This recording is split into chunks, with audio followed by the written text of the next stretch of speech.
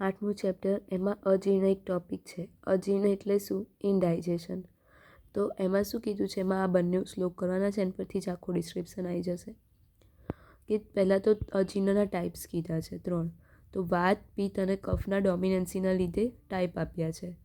તો કફના લીધે જે થશે અજીર્ણ એ આમાજીર્ણ કહેવાશે. પિત્તના લીધે જે થશે એ વિડગ્ધાજીર્ણ કહેવાશે. અને વાતના લીધે જે થશે એ વિષ્ટબ્ધાજીર્ણ કહેવાશે. તો આ પહેલી આખી લાઈન છે કફની છે. તો શું કીધું? અજીર્ણમ ચ કફ આમમ, એટલે કફના લીધે જે હશે આમાજીર્ણ કહેવાશે. તત્ર સોફો અક્ષિગંડ, એના સિમ્ટમ ચાલુ થયા. તો શું કહે છે? અક્ષિગંડ સોફ. સોફ એટલે સ્વેલિંગ, અક્ષી અને ગંડ એટલે આઈસ, લીડ્સ અને ચીક્સ, એમાં આપણને સ્વેલિંગ, ફૂલી જવું. પછી સદ્યો ભુક્ત ઇવો દ્વાર, એટલે શું? બેલ્ચિંગ, ઓડકાર આવશે જે ખાધું હશે ને એના પછી એમ. પછી પ્રશેક, પ્રશેક એટલે એક્સેસિવ સલાઇવેશન, વધારે પડતી લાડ આવી. ઉત્ક્લેશ એટલે નોઝિયા, ઉબકા આવવા. ગૌરવ એટલે હેવીનેસ ઇન ધ બોડી. પછી શું કીધું? વિષ્ટબ્ધ અનિલ, અનિલ એટલે વાયુ, તો વાયુના લીધે વિષ્ટબ્ધાજીર્ણ થશે. પછી શું કીધું? શૂલ વિબંધ આત્માન સાદકૃત. શૂલ એટલે પેન, દુખવું. વિબંધ એટલે કોન્સ્ટિપેશન. આદમાન એટલે એબડોમિનલ ડિસ્ટેન્શન, એટલે પેટ ફૂલી જવું. સાદ એટલે ડિક્રીઝ પાવર ઓફ ડાયજેશન, આપણું ડાયજેશન ઘટી જવું. ત્રીજી લાઈન શું કીધી? પિત્તાદ વિડગ્ધમ તૃણમોહ ભ્રમ પ્રલાપ, પિત્તાદ વિડગ્ધમ તૃણમોહ ભ્રમ અમ્લ ઉદ્ગાર દાહવત.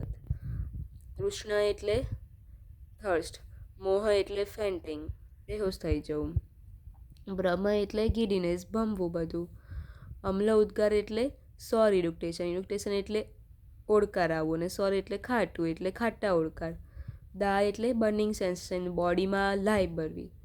પછી આની ટ્રીટમેન્ટ આપી છે, તો આનો શ્લોક કરવાનો છે.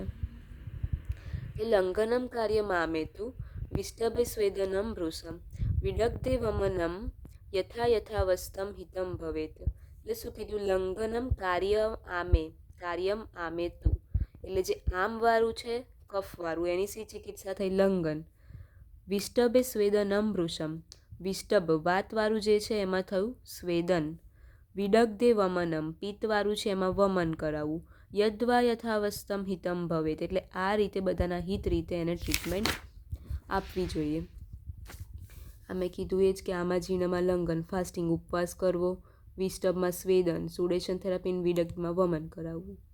આ એના ટાઈપ્સ થયા. પછી બીજો એનો બી એક ટાઈપ આપ્યો છે, જે છે રસાશેષ જીર્ણ. એનો શ્લોક નથી કરવાનો, પણ સિમ્ટમને ટ્રીટમેન્ટ યાદ રાખ. તો એમાં શું કીધું? કે ધો ઇરિટેશન આર ક્લિયર, જો ઓડકાર ક્લિયર આવશે. Lack of interest towards food, ખાવા પ્રત્યે આમ ભૂખ નહીં લાગે એમ. And discomfort in the chest region, અને ચેસ્ટ રિજિયનમાં ગમશે નહીં. Suggest that the individual is suffering from રસાશેષ જીર્ણ, એ પર્સન રસાશેષ જીર્ણથી પીડાતો હશે. એની ટ્રીટમેન્ટ શું કીધી? કે bed rest for some time is the treatment for રસાશેષ. બેસ્ટ ટ્રીટમેન્ટ એની શું? બેડ રેસ્ટ, આરામ કરવો. For all other types of અજીર્ણ it is advise to sleep in day time. આજે આપણે 4 ટાઈપ જોયા, બધામાં ડે ટાઈમે સૂઈ જવું એ એડવાઇસ કર્યું છે. વિધાઉટ ટેકિંગ ફૂડ, ખાધા વગર.